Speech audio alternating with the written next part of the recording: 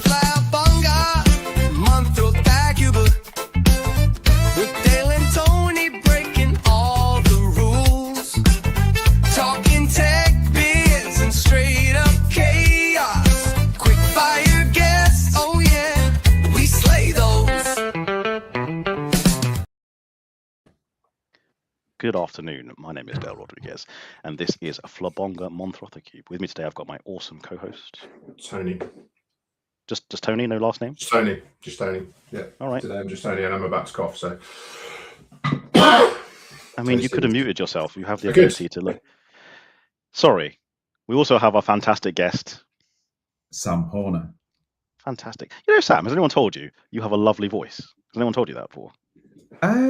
No, actually. I get told, well, especially in this industry, I get told that I don't have an accent. However, that's just because I'm from the north and I dealt with a lot of people in the south that didn't understand people in the north.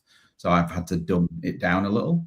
Tony clearly knows that I do have an accent, but when I've had a few beers, I've got a very, very strong accent, shall I say. And what accent specifically is it? Which riding are you from, if it's from a riding? Yeah, well, you'd always insult someone and say, well, it's Manchester, Leeds. I am Leeds, the right side of the Pennines, I've just to say. Leeds is a great city. I went to a place there called Friends of Ham they do tasty ham and amazing red wine, and it's just good vibes. Yes, right next to the train station as well, so it's perfect. Yes, banging. To get in and out. Brilliant name also, for a business, Friends of Ham. Yeah, they do like Iberico ham bon, and yeah, they slice it off there, and it's all right. Is it a bit pricey? Yes. Are you having a lovely dining experience with some amazing meat and cheese? Yes, you are.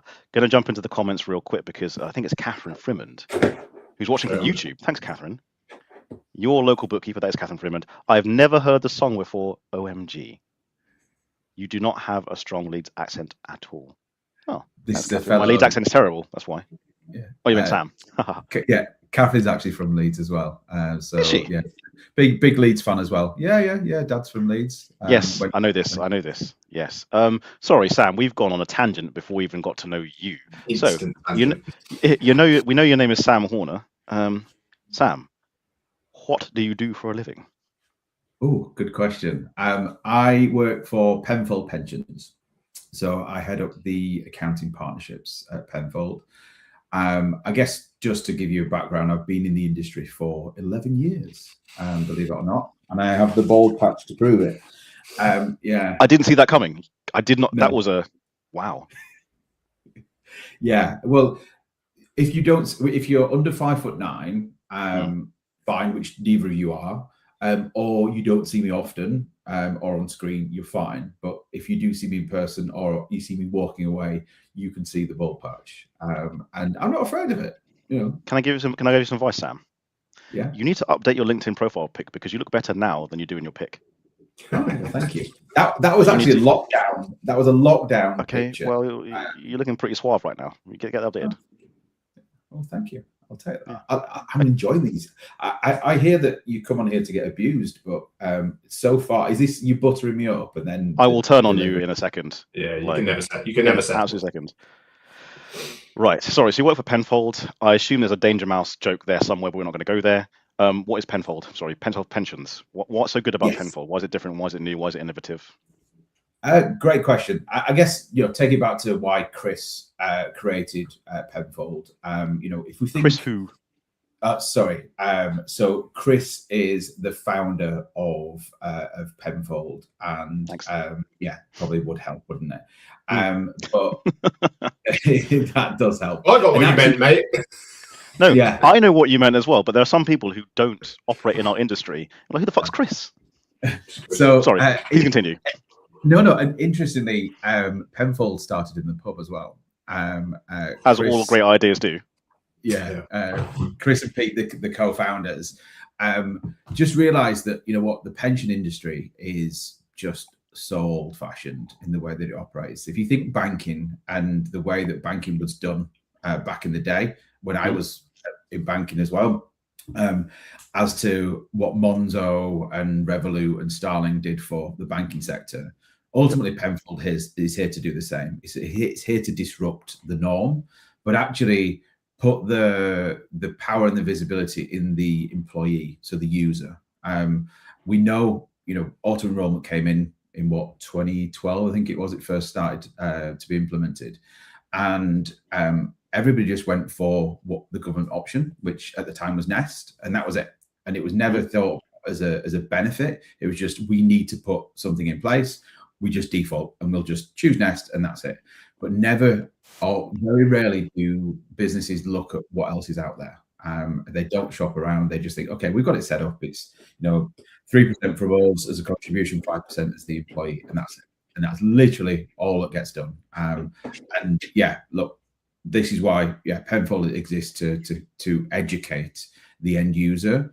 And just as a really I think it's an interesting stat that 70% of UK employees will not have enough money at retirement. We talk about all the things we want to do at retirement, but we don't actually talk about the vehicle that will actually ensure that we can do these things. Before we went live, you gave me a really interesting / scary stat. It was a certain figure of just pensions just floating around unclaimed. What was it? What was the number? 31 billion. With a B for Bravo. Yes. Yeah, for bloody hell. Yes. Yeah. Can I share my Penfold story? I'd love you to. Yeah, please. Just so we're clear, Penfold have not asked me or tasked me or paid me to say this. I've joined an organization about 3 months ago. Penfold are the provider. I've had about 6 or 7 jobs where I've had national enrollment, auto enrollment, and they were like, hey, do you want to transfer? I did it, and I've had 3 transferred in the space of 3 weeks. I did nothing for it. It didn't cost me anything. Now I've got all these wrapped up pensions. Some I didn't even know I had. All I had to do was put my national insurance number in and my name, and they did all the work. So some former employees, I didn't even know who my provider was. I didn't know it was Nest or Aviva, whoever, and they've gone and found it, done it, and now it's in one pot, and I can see that lovely bigger interest amount because it's all in one place. It's just genius. And from my perspective, again, this is not a sales pitch, I'm probably going to leave Penfold as my main provider, even if I change jobs or the company change who their provider are, because I want to see it. I can see the good, better, best scenario, 20 grand, 40 grand, 100 grand if I want when I retire. It's just so much easier to turn on salary sacrifice. I clicked the button. That was it. It's done. Yeah. So good. That is how it should work.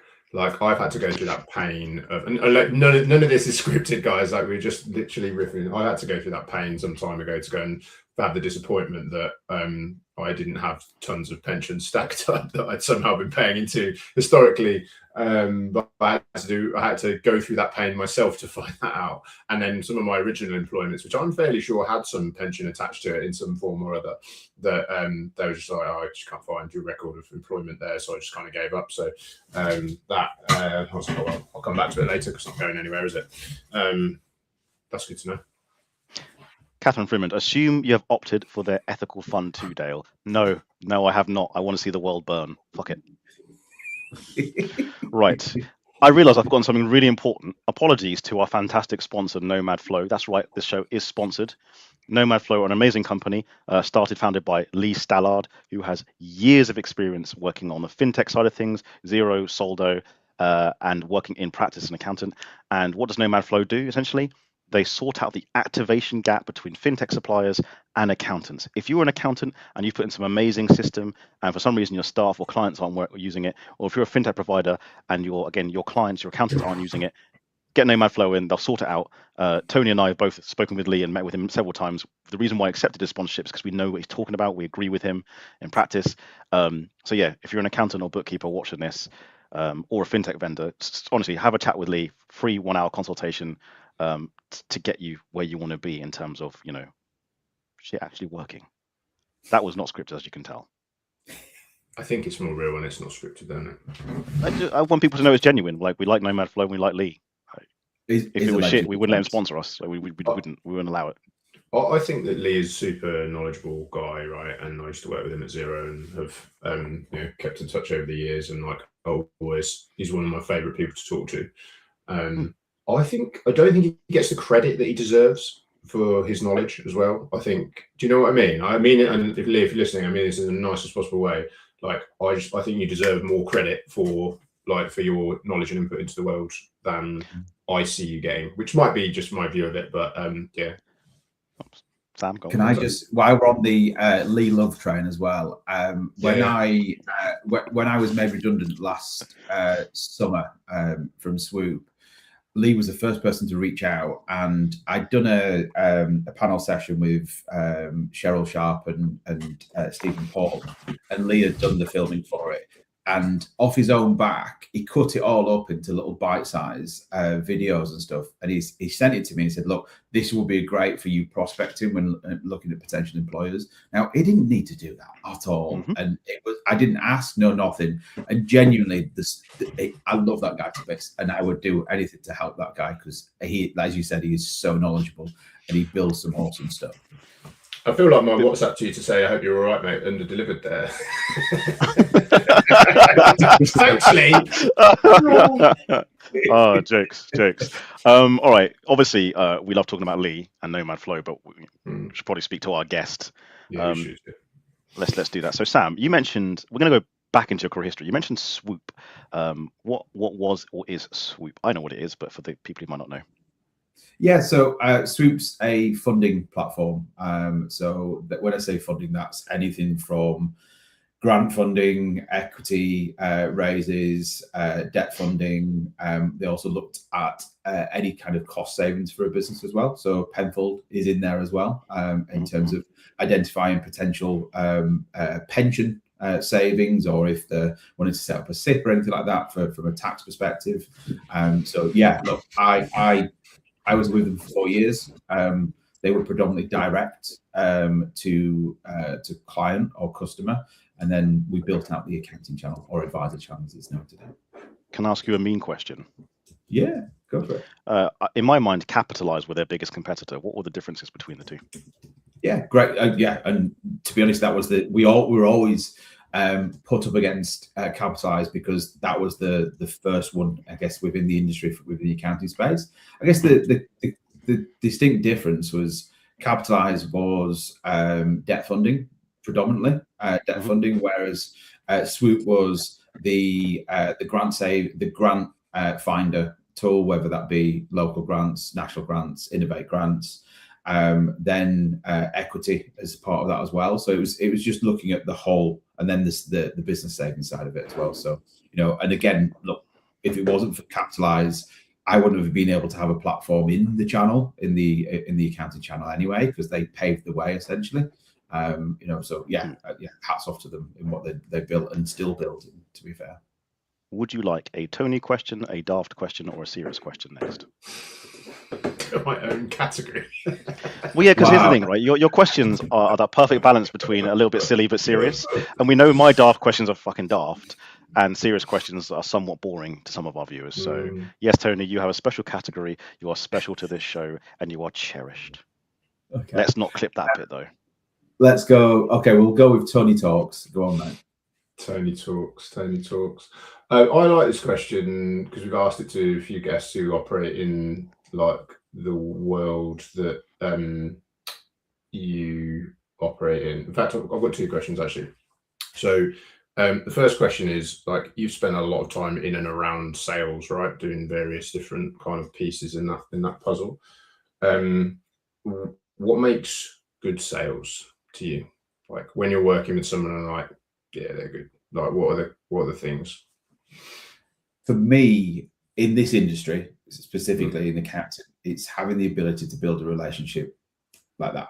It's not going in and business being the number one topic. It's Dayle, very similar to how you've set this channel up. It's ultimately about people, knowing how to open a conversation, being aware of the surrounding. So it might be that you spot the picture behind Dayle and what's the origin of that. Tell me a little bit more about it, and understanding I see that you wear yellow a lot. Is there something behind that?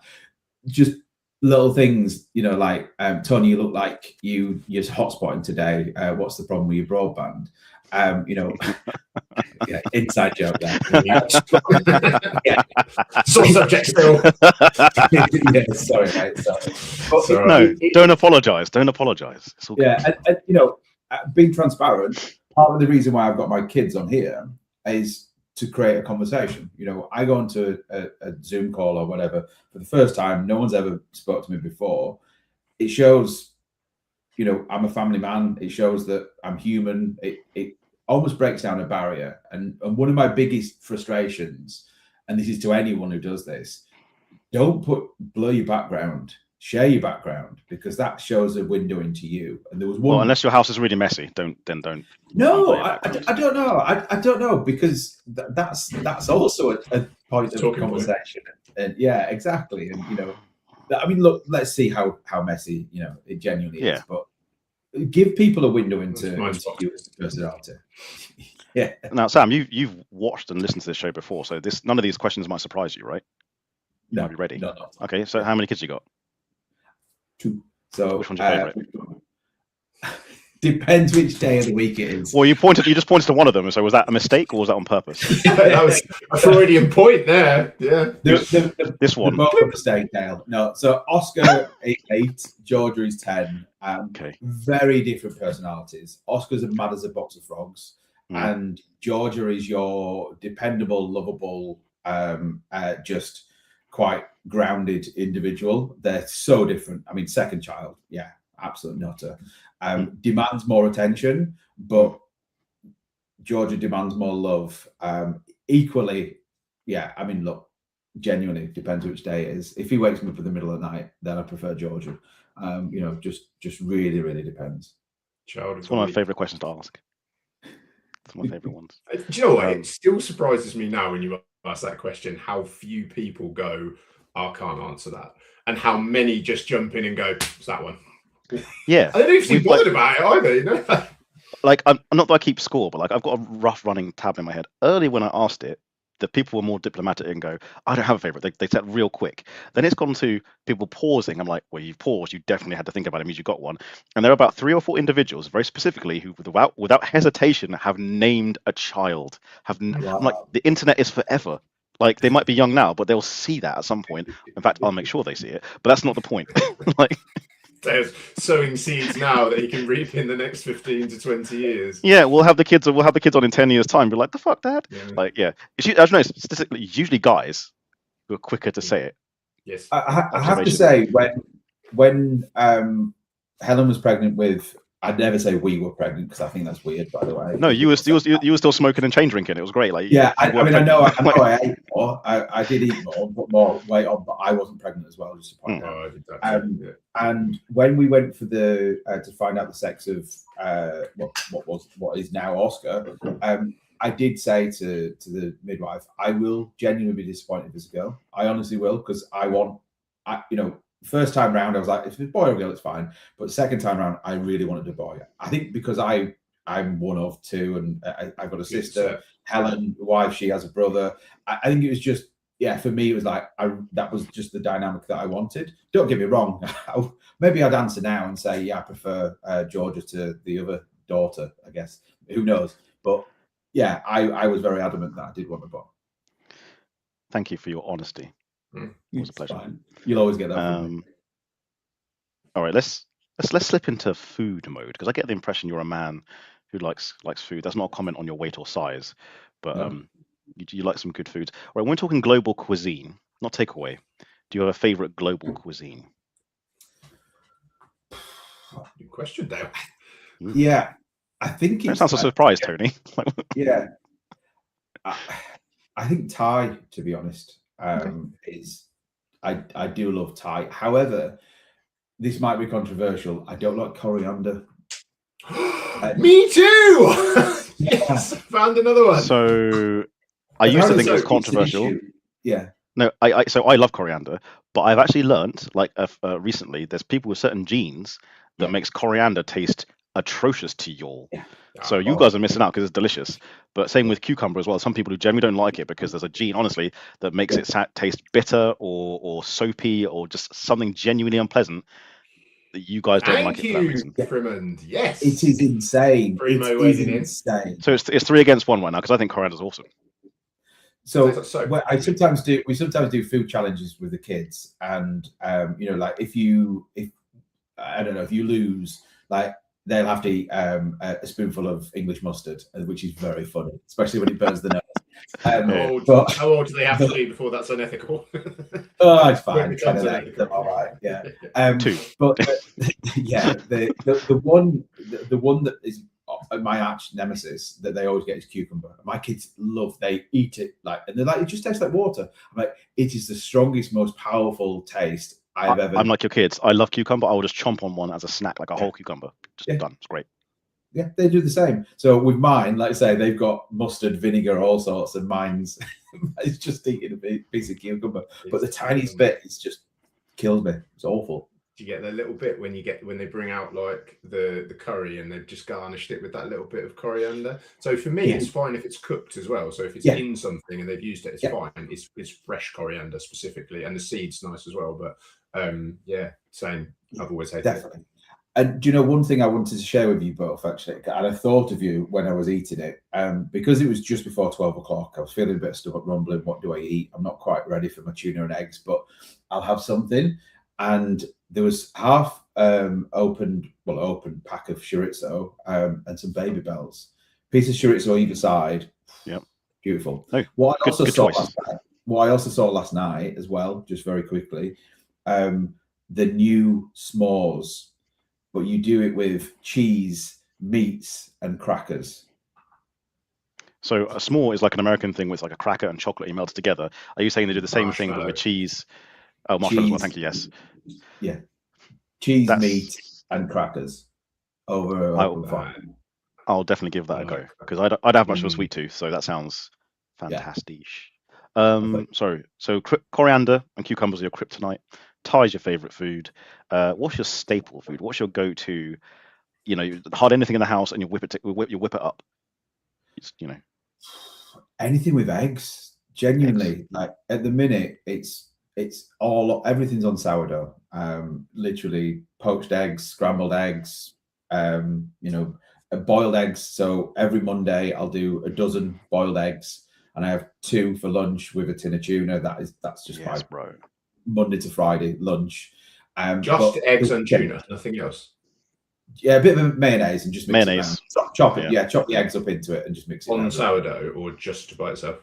Just as it is. Although sometimes if I'm feeling a bit crazy, I will put out sourdough and I'll grill it with some cheese on top and maybe a little bit of balsamic glaze on top as well. That's nice. You need to keep an eye on mercury levels if you eat a lot of tuna. You know, Tony Robbins. No, this is serious. Like Tony Robbins had like a major meltdown health-wise, and it turned out it was because he ate too much tuna and his heavy metal levels were too high because they ingest heavy metals into their system, and it's obviously you live for decades. So yeah, exactly. So if you absolutely. Yeah. If I start rocking out to Iron Maiden, then I know that I need to know. Hey, wait. As a fan of metal and a part of the metal community, just because you like Iron Maiden doesn't mean you've got too much mercury in your bloodstream. Let's quell that myth. Sam, do you use a PC or a Mac? Because you keep making hand gestures like you should be seeing things happen on screen. Do you have a PC or a Mac? I do have a Mac. However, it's not enabled on this one. Because when Tony makes hand gestures, was it this one or this one? Which ones do you do, Tony? Stuff happens. Look at that. I want that.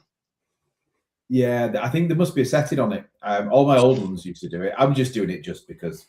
You see at the top of your screen, there's a little green, like it's got the camera in it. There's like a little green. Wait, we're not doing a tutorial on Macs right now. Come on. We are. Oh, we got it. Turn on reactions. Okay. We'll wait. Often sometimes it's just disabled. You just never know where the show's going to go, Dayle. You know that. Yeah, I do try and add some level of control, and then I fail miserably. So yeah. Also, again, there we go. I feel like I've been talking a lot, Tony. I'm going to mute myself for like 3 minutes, honestly. You guys have a tete-a-tete. 24, a few minutes. Off you go. Cool. I wanted to carry on with this food thread. So, like, we've discussed your lunch. What is your special dish? Like, if you were gonna cook something and you were like, I'm just gonna put a plate of food in front of somebody, and that's gonna be like my best work. Like, what's that? What are you most proud of that you cook? If you cook, of course. It used to be a lasagna. And I know lasagna doesn't sound overly adventurous, but it was a 60-40 split of beef and pork, and instead of your usual grated cheese or even just some kind of Parmigiano or whatever on the top, it was mozzarella. And honestly, it was insane, especially cold. It was stunning. However, I lost my way with it, and I just don't know why I can't make it like I used to. The obvious one for me, and it would be, you know, if we're talking death row foods as well, it would be steak and chips, or steak and chips. That would be it. And I just think a nicely cooked steak, 90 seconds on either side, so it's nice and rare. That's it. Done. Rest it 50. Oh, I'm sirloin. Helen has it. I always make Helen a fillet. She doesn't like to mess around, but for me, sirloin's got enough flavour running through it. T-bone's good, don't get me wrong, but sirloin from a cost, yeah, exactly. It works. Ribeye for me every single day of the week. Yeah, it doesn't have to be expensive though. It doesn't have to be an expensive cut. Sainsbury's do a decent one for £4.50, to be fair. And Sainsbury's tastes the difference ribeyes. Yeah. But I've spent 20 quid in a butcher's, and it's been awful, really tough, and even rested. This might be a controversial thing to say. Sorry to any butchers out there, but like, not all butchers are good. Like, you can go and spend quite a lot of money and get pretty average results from a butcher, and like, you know, as you can the reverse from a supermarket. I also think that the way it's cooked is far more important than, like, that's the most important bit. Mine, like, I don't like it rare. I like it. Like, the crust is the bit that I like. The maillard, like, that's the bit that I like. Yeah. Mate, did you know also, like, your taste buds change as you advance in years? So it might be that actually your lasagna is still just as banging. It's just that you're actually the change. Possibly. That's I don't fair. know. Yeah, that's fair. Like they say with olives, don't they? The kids tend to not like olives because it's to do with your taste buds, and then I think I probably get numbed. I think probably over the years, which you like. Well, coffees. They also fall out every 60 days and replace and regenerate. Oh, really? Do they? Wow. Yeah. And you're right, as you get older, your body needs different nutrients, so it doesn't crave sugar as much, hence why grown-ups don't like sweet things as much. Interesting. Yeah, science, isn't it? One thing I have on the food thing is a resurgence of my pizza oven. That was a lockdown purchase. I got it for my 40th. And yeah, fired it up the other week, had some friends around. Oh, stunning. Made my own dough as well. And may I add as well, you know, the triple O, I think it's, or double O flour. Flour, yeah. Yeah, forget that. Just get the strong white flour. Every time I make it, it's so much better. Everybody says, oh, you've got to have this. And no, the strong white is just perfect. And they have it in the cold in the village. Isn't the double O I thought the double O was for pasta. Maybe I've got that wrong. No, they recommend it for pizza as well. Like Gosney, who my pizza's from. Is it a Gosney dome? No, I've got the wrong. The travel one essentially. Oh, the dome's beautiful. It's a thing of beauty. Such a beautiful piece of cooking equipment. Yeah, I'm with you on the strong flour. So I put 2 parts self-raising, 1 part strong flour in my pancake mix. A little bit of bicarbonate soda and cream of tartar, and it makes these amazing, like, American style pancakes, like, just flawless. The gluten in it or something like that just makes it delicious. So yeah, nice. I'm a big fan of it too. We're going to jump into the comments real quick. Sorry, Tony, do you want to read this one out so you put up? How are you firing up your pizza oven? We can't get ours hot enough. Catherine from champion. It's all about sealing. It's how your pizza oven's sealed. If you've got gaps in it anyway, like I used to have a really old one. And it just heat went out. You could get up to 300 degrees and it won't. You need it over 400, between 400 and 450. The Gosney's beautifully boxed off, and this isn't a sponsorship or an advertisement for them. But if you do want to sponsor the show and give us some free barbecue stuff, Gosney. Oh yeah, 100%. Yeah. I'm gonna put a kill to that. Weber, if you want to sponsor the show, give us a call. Yes, I'm making enemies already. Like. Yeah, I need a barbecue, so absolutely. Yeah, Weber. That we've had a little bit more information in from Catherine. Yes, that's a real problem. Can you read out? Say safely and responsibly, more fire. But so Catherine's now said she's filled in some of the gaps, which she said, "Oh well, ours is little that we took off a neighbour's drive, so that might be it." Yeah, Exactly. An Aldi one. I had an Aldi one for £80, and you could do one pizza in it, and then it was too cold. It just wouldn't.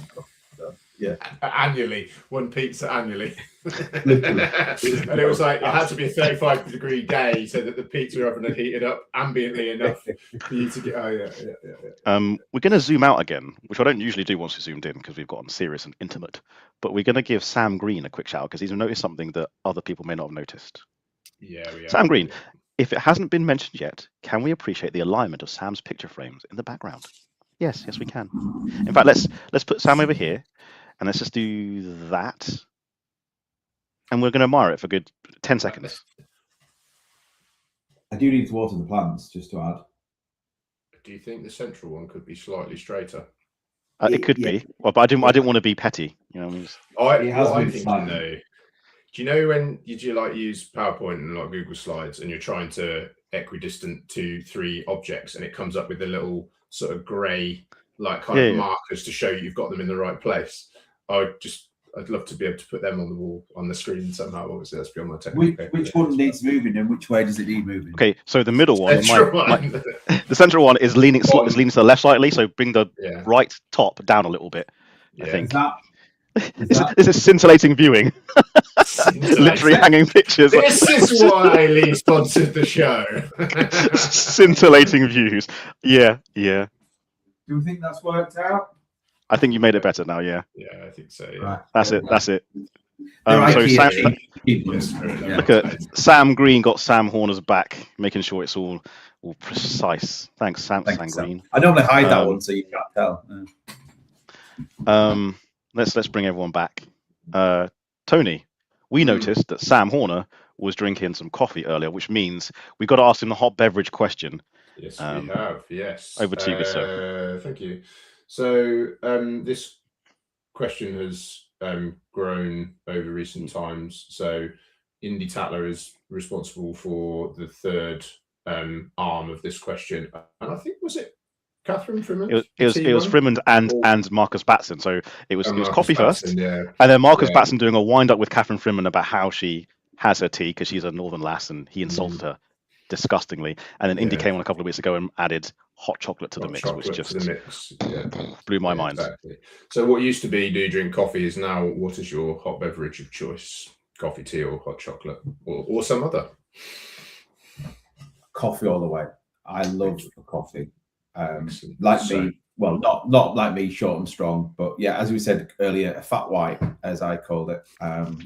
That's your words, not mine, bro. Yeah. So you said beforehand, but flat white. Or if I have to go to a chain, I would go Cortada, just because it's simply much smaller, but more. That teased me up onto the question nicely, which is, if we are existing in a world where you are only able to access coffee from the big chains and the little artisan coffee shops, which we can all agree are the ones we would like, don't exist, like what's the chain that you're going for and what's the one that you would avoid? I would avoid Costa. Just don't like it's apparently the nation's favorite, which I think is a load of bullshit because that's people who don't like coffee personally. If I had to choose a chain, and I know people say that it tastes like cigarettes and burnt something or other. I can't remember the correct phrase that people reference. If it was, and I don't agree with their tax laws and how they make money and stuff, but it would be Starbucks. And I don't. We've got the right answers from Sam. You've got the wrong answers from Sam. Although, thinking of chains, there is one in King's Cross. Instead of inside King's Cross, you know the nice bar and restaurant on the outside. It's got a fancy little name. Just as you come out of King's Cross, where the taxi rank is, there's a little Colombian coffee shop there, which has two just little cubby holes, as it were, or little hatches, as it were. It is a chain, but it's a bloody good coffee. It wouldn't sound like an international chain. No, I can't remember the name. So, fun fact: the top five in the UK are Starbucks, Costa, Pret, What's the other one? Nero. Nero. And the fifth one is Greg's, and Greg's is higher than all of them in the UK. I know Greg's is the top What do you mean coffee place higher, in the UK. what, as They in sell sells less more coffee than everybody else. I had one of They them. It was- are the nation's favorite. Wow. My controversial one, which I think when we had Lucy Cohen on, she agreed with, was that McDonald's is good value for money. Yeah, I know it's genuinely less is. coffee, but it's so much cheaper than like other places, just like £1.50 for a flat white. But it's really Or hot. double espresso, great for McDonald's, pretty decent. Yeah. Burn your tongue on it though. That's the bit for me. I can't stand hot coffee. Winds me up. Seriously, You've got to babysit it for 20 minutes while it reaches the acceptable levels to party. Indy's comment is a winning so far. I'm just going to read this one out. Indy Tatler, snog Starbucks, marry Gales, avoid Costa. So my favorite chain is a smaller chain called Watch House. They are up and coming. They do delicious coffee, and they do things like they put special filters on their water taps so the water complements the coffee. That's next level. And they're not stupid expensive either. Like they're pretty decent price considering I've had them in central London, and they've been like, you know, reasonable price coffee. So good coffee, good price. Dayle, if you ever go back to Friends of Ham, 2 doors up from that, or even 1 door up, is Lane's Coffee. Lane's is beautiful. The food's really good in there as well, but Lane's is just rammed every time you go in. But beautiful coffee there. I like how Tony's still laughing at Friends of Ham. That's why I like it. It tickles you the right way, doesn't it, Tony? Oh, there's a restaurant in Bowness on Windermere called Pigfish Cow, which always just tickles me as a name for a restaurant. I think that's such a cool name for a restaurant. Yeah, we need to do some serious questions because this is a business show. Sorry, Sam, you're about to say something. Your comment, and then no, I was going to say, serious question now. Or when we used to go to Lanzarote quite a lot. Sorry, Tenerife quite a lot. We've been to Lanzarote quite a lot, but we used to go with Helen's parents. Their friends had a place out there, and there was a restaurant, and it was my favorite restaurant. I don't think it had a name, but you literally went in and you ordered and asked for either meat or fish. That was it. That was all you asked for. And the food in there, the steaks, was insane. We asked for a side salad, and the tuna that they put on it was just immense. And it was for next to nothing, this place. But it was you were like, I have tuna and eggs for lunch every day. I come out for a meal. So I want more tuna. Yes. Okay. It was amazing. Yeah, so we know it was the meat and fish restaurant, basically. I know I said serious, but this leads to one more non-serious question, then we'll go serious. Sam, if you could eat one animal for the rest of your life, forsaking all others, what animal are you choosing? Not a particular cut, but like if you choose beef, you're never having bacon again. If you choose pork, you're never having steak again. If you choose chicken, you're never having fish again. You get the idea. You've got to pick one animal. I think just because of its versatility, it'd have to be chicken. Okay. It's high in protein, low in fat, and you can throw it with anything, especially for you can make so much with it. I know you could argue that you could cut a cow up in so many different ways, and you've got so many different pieces of meat and the ladder and blah blah blah. But I think chicken would be the winner. Okay, serious question time now, because this is a serious business show with serious people with serious answers and serious watchers and viewers. Thank you everyone who's commented so far and has joined us for the serious conversation. Sam, what advice would you give to someone who wants to get into either the fintech space or the pension space?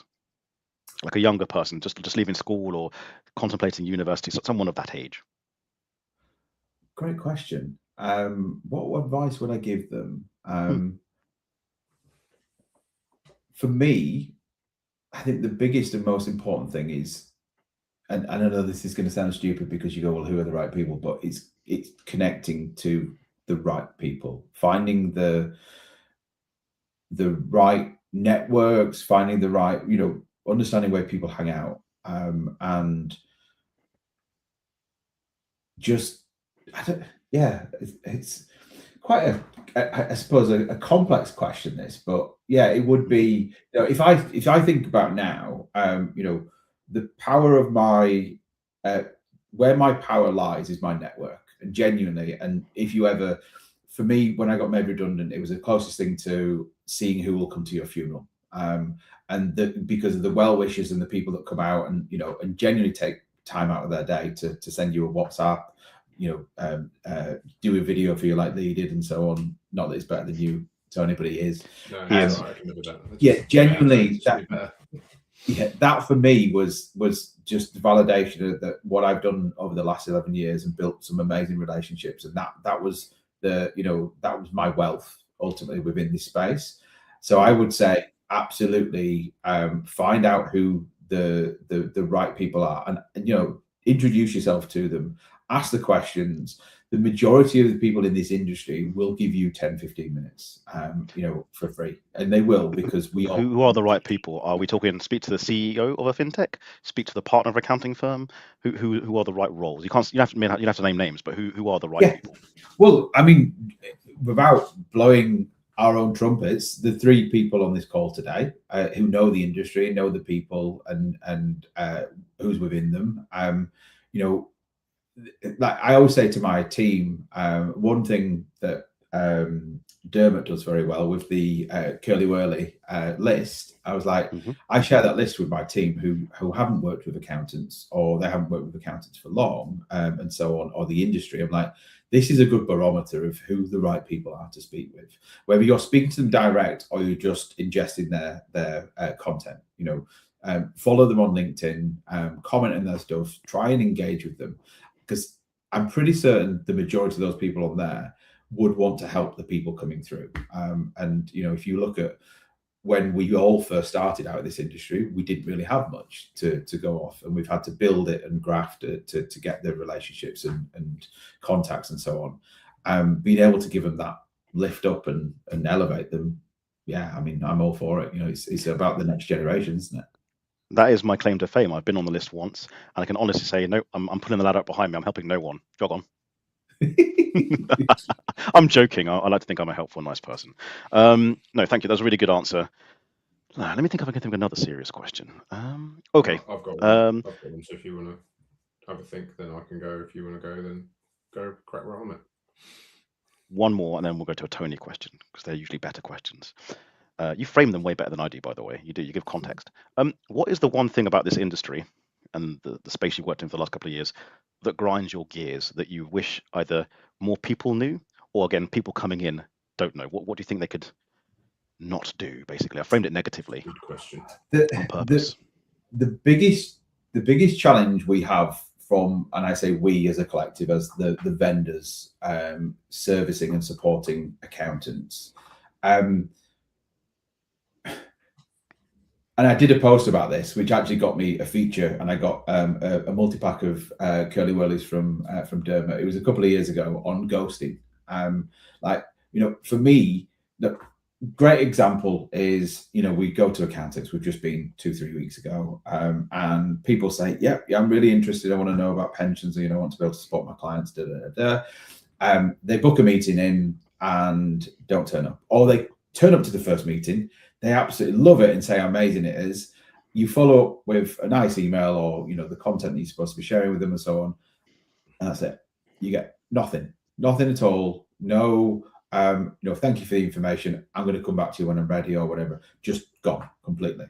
Now, I don't know whether this is a cultural thing, a British thing, an industry thing, but there's clearly this mindset of going, well, I don't want to say no to them, so I will just ignore it. Which actually, from a time spent and investment and vendor and ROI or whatever, I would much rather they just say it's not for us. We've had a lovely chat and it was great, and I found out that you don't like coriander and cucumber. Lovely, but the realities are it's not for us. Walk away. And I would love to be able to build something that there's just a big no button that they just press, and it's just like, okay, done. We're done. Cool. And we can move on. We're still friends. Physical button on the desk, like you could, like the reorder Amazon things. Like, yeah. Yeah. You asked whether it's a cultural thing or an industry thing. I can answer this based on my experience and observations. No, I do not have any empirical data on this. It's both, right? So we as British people have this thing where our yeses aren't necessarily yeses. It's very frustrating. And you compare that to Dutch people I've done business with. They are very like, yes, no, get it done, right? It's a cultural thing. And then it is heightened in our industry as well. That's the problem. So generally in business, especially for SMEs, there's this kind of drawn out process, and it's even worsened or heightened, should I say, in the accounting space. You're right. You're left dangling. You're like, what's going on here? It's very frustrating. I don't know how we can make it better, but yeah, that giant no thank you button could be helpful. Yeah, I just genuinely a real yes is the right answer, but a no is better than a fake yes. Like, because you can just move on and be like, right, and we don't need to fall out. Like, it doesn't need to be. It's no big, like, it's not a big thing. It's just yeah. I have theories on this. Do you want to share them, or should we go to a Tony? I'd really like to debate this for a few minutes, because I think this is a really interesting point. I've said this many times, and it may alienate me. Historically, accountants and bookkeepers haven't had to be BD sales focused. Don't get me wrong. I get there's some amazing entrepreneurial people in our space who are younger, newer. But if you look at some of the bigger firms, they get a lot of work on referrals and their reputation, which means they've never had to do the grind of a old school direct sales, lukewarm call. I say lukewarm, not cold calls, and having that consistency to follow up. And I don't think they realize the pain of, again, just not saying no. I, as a salesperson, I'm really easy to sell to, because I'm just like, look, I know what you need. I'll be very clear about the timelines of my expectations about your service, and I will say no if it doesn't fit my purpose, which is way better. I think because they've not had to have that experience, and it's changing now, because again, a lot more firms and a lot more individuals are getting more salesy per se, because sales has been a dirty word in our industry for various reasons, but they just haven't had that sales experience, so they don't realize how frustrating it is, and they don't realize it would just be better to say no thank you, as you said, Sam. So that's my 2 pennies worth on that one. I think quite often that what can cause it is the theory versus like the reality, and that you have that conversation on the shop floor at Accountex where it's sort of like bright lights and demos, and maybe it's just the decision maker there and they think this sounds great in theory, and then we turn around, go back to day, and then we have maybe a high level conversation about that within the practice, and then the folks that are doing the doing on the daily basis were like, I'm not feeling the context here. I'm not seeing how this really benefits me in terms of my day-to-day operations. It's just another piece of software that I've got to kind of integrate into my stack. And like, realistically, here's some things that I've got questions about, or some reservations that I've got. And again, kind of get stuck in this like in between. I think it's a good idea. They don't. Feels hard. Not really sure what to do. Don't really want to say no, because like, actually, I kind of do still want to do this. I also think that there's a big difference between someone who says yes and someone who says, take my money now. Like, I call it poncho in the rain. Like if you're in the monsoon and someone offers you a poncho, you'd give them 10 times the money for it because it really solves a burning problem that you've got right now. Oftentimes it's like, there isn't really a problem there because we have been solving this in other ways, or somebody else deals with this problem and we don't take it on. And you kind of end up in this sort of messiness, and then you've left it too long and you sort of don't want to go back and go, I'm really sorry, it's a no, because now that's sort of just even worse. And then you just get harangued by the same person for a long time, and then it just all kind of ends up, and then it's sort of like, oh, actually now we'll have a crack with another provider because I was too embarrassed to go back to them and say no. And I think I speak for every single vendor in our industry when we all say, like, we would much rather just a clear no or a clear walk-on follow-up in 6 months or a year or something like that. Like, there's no one's going to take pain or offence at someone saying no, because we've got plenty of other people to speak to about stuff. So it's almost like you described our activation gap, and our sponsor Nomad Flow can help with this. It wasn't actually meaning to do that, but yeah, that's kind of what Lee's trying to tackle. There's so many hands up today. Because we're being polite. But yeah, we're not like you. We work driving. Also, when we do these in person, we can talk over each other. But the problem is with the audio and 3 of us, it gets all blah, blah, blah, blah, blah, and that's not good for the viewers. It's all about the viewers, Tony. We do this for them. That's a lie. I do this for my own amusement. That's why I do it.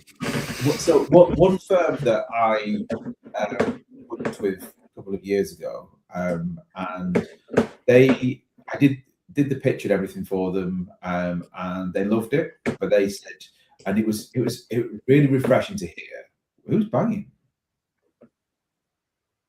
That was Tony. Was it Tony? Was it? Yeah, It was. Yeah. You were tapping something, right? Sorry. Yeah. it's probably was it OpenReach knocking on your door? No, it was most certainly wasn't. It's really fun when Tony gets roasted. It's Yeah, great. he said you weren't there. So a firm that I worked with, so I did the pitch and everything, showed them, how we could work together, and he said, I absolutely love it. But we work in sprints, and actually we work in product sprints as an accounting practice. Unlike accounting, you would expect them to just take stuff on and maybe not adopt it in the way you want. But see, we work in sprints, and we have a gap in 6 months' time, and it's on there, booked in to do the kickoff call and everything, and we will take this forward. And the idea is in that 6 weeks that we all immerse ourselves in that product and we embed it in this practice. And I love that. I've never once seen that. In the thousands of accounting practices I've met, it's the only one I've ever known that has done it. And yeah, I commend them for that. I did that anyway. No, Tony. It's time for quickfire, bro. Before we. That was actually why I was clicking. I was getting the quickfires up. Right. Okay. Dayle will mute himself. Sam, I'm going to ask you 10 quickfire questions. Don't fall into the trap that Ariona did of thinking too long and then getting roasted by Dayle afterwards for thinking too long. Sorry, Ariana, I was on your side. Right, let's go. What's one skill you wish you had but you don't? They could fly. Nice. Most hated grammatical error or mispronounced word?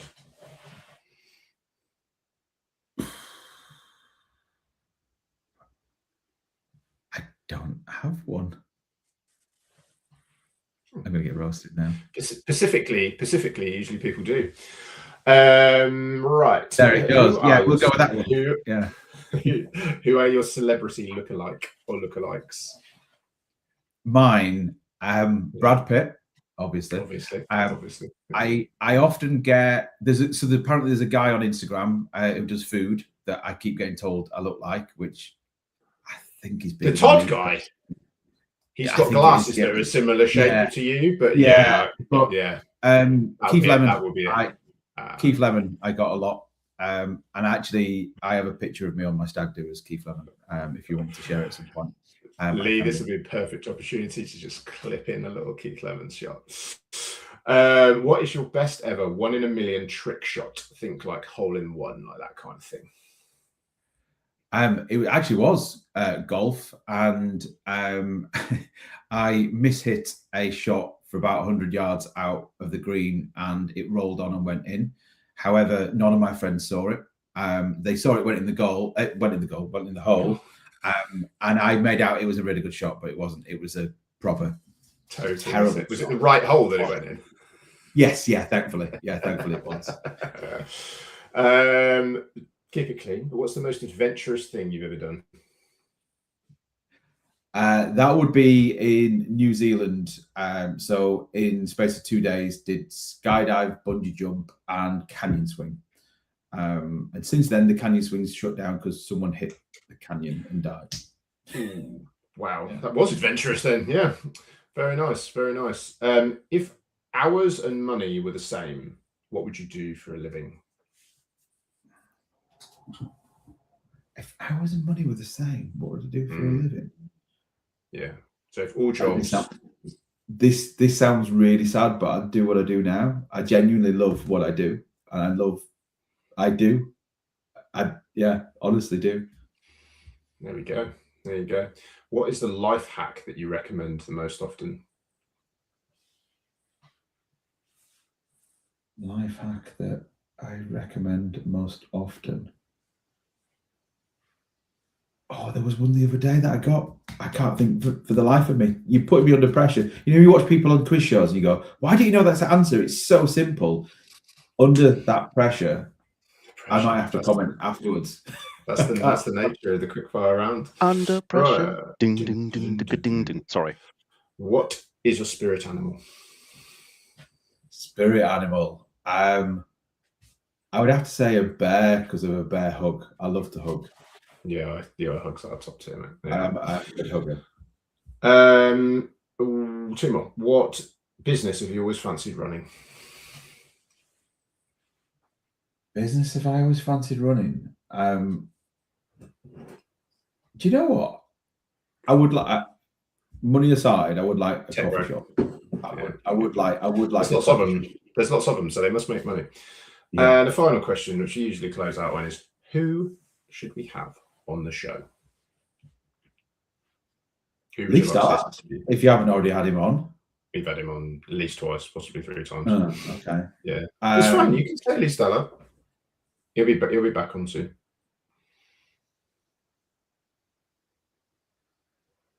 Yeah, Matt Flanagan is one, and I think Matt's a blast from the past actually, because Matt, we chat not as regularly as we used to, but he is still a legend in the industry. Keeps himself to himself, but I think he'd be lovely on this. I do. I like Matt. I like Matt. Yeah, good answer. Good answer. That's me done. Quick fire over. Dale, you can. Thank you, Sam. I mean, I accidentally, actually, I muted myself in the middle of that because I couldn't help myself. Sam, you've been a fantastic guest. Before we wrap things up, do you have any questions for me or Tony? I think just popped into your head. Feel free to ask us. Yeah, I guess earlier when you asked family. Now I think you've got a young daughter of your Dayle. Am I correct in saying? Correct. And then Tony, you've got 2 daughters, haven't you? If I remember correctly. No, or a daughter and a son. Oh, you got a daughter and a son now. Oh, look, it's doing it. It's worked now. Dayle, do you wish you had a boy rather than a girl? No. Now that I have a love her to pieces, like you though, I was hoping for a boy initially, just because the relatability. But no, I wouldn't trade her for the world. She's awesome, little punk. Good. I like that. And Tony, which one do you like the best? I wanted to answer the other question. We have child of the week in this house. I don't like either of them more than the other. I love them both 100 out of 100. I thought you were going to end with I don't like either of them, and it was like done. Although, yeah, I'm just thinking of a particular incident that happened this week, which was challenging, where my son managed to get hold of something that he shouldn't and was shoveling it in his mouth. Like, boy, please stop this. They're 8 months old. So yeah, no, I love them both. 100 out of 100. No favourites. Any more questions before I ask you the final question, Sam? Speak now, forever hold your peace. What is the final question? Good question. Sam, do you have any bombshells or nuggets of wisdom, business-wise or personal life-wise, you just want to leave on, like an anecdote, a piece of advice that's just like will carry people through? And I'll hit end stream after you finish your sentence. Oh, right. Okay. Am I allowed 2? Yes. I'm feeling gracious. Thank you. First and foremost, check your pension. Look and genuinely see how it's performing, what you can do. Second thing, remember, people buy people. Yeah, it's called slavery. It's terrible.